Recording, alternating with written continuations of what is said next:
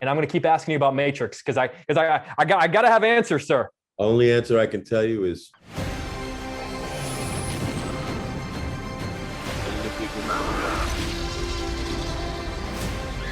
where we're going, we don't need roads. Mr. Fishburne, what an honor to meet you, sir. I've never had the pleasure of chatting with you before. I appreciate your time. How are you, Jay? How's it going?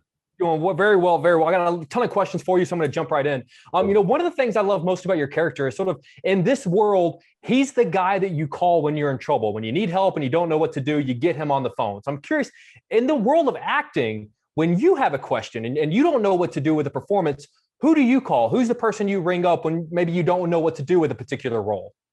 Well, I've had the occasion to call James Earl Jones once upon a time ago, and to seek the counsel of Sidney Poitier once upon a time ago. Now, oftentimes I will reach out to Denzel and speak to him, but about life in general more than, the work, and we talk about those things. The late Roscoe Lee Brown, who was my other great teacher and mentor, I used to reach out to him before he passed. So there's still a few people out there that, and now, I'm like starting to reach out to people that are younger than me, Well, I'm sure a lot of people are reaching out to you. I'm sure you're that person for other people as well. Yeah, to some people, I'm sure. Yeah. Can I call you if I need to have like junket questions on how to interview somebody? Yeah, junket questions. There are people much more qualified than me that you should reach out to. All right, fair enough. There's a moment in this film where to see if someone has what it takes to sort of go on this dangerous mission, you put them through a pretty intense timed audition of working on an engine. So I'm sort of curious, early in your career, what was the most nerve-wracking or maybe memorable audition you ever had? Ooh, my goodness. We try to forget those things, honestly.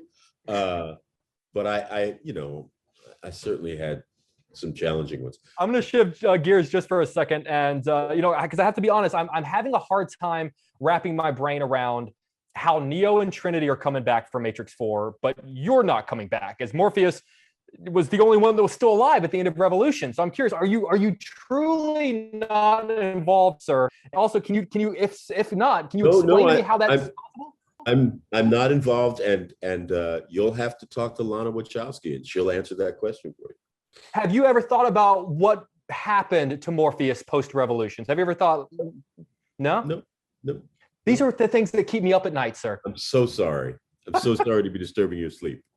Fair enough. Worth it. As we wrap up, I do want to pay tribute because this year's the 30th anniversary of one of my favorite films of all time, which is Boys in the Hood. I'm just curious if you could just talk to me maybe about a lesson that you learned from the great John Singleton that maybe you still carry with you on sets today.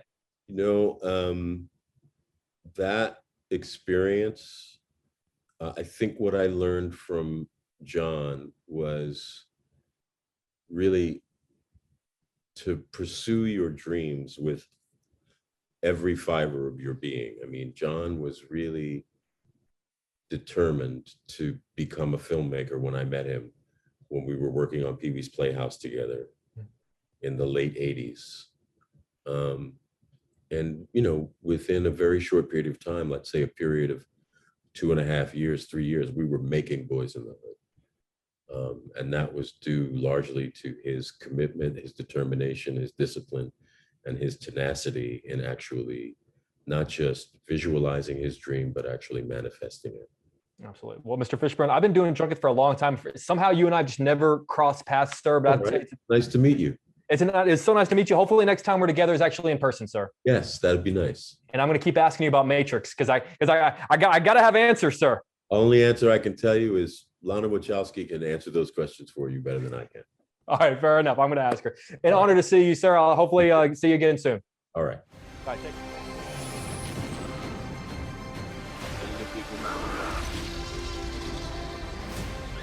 Where we're going, we don't need roads.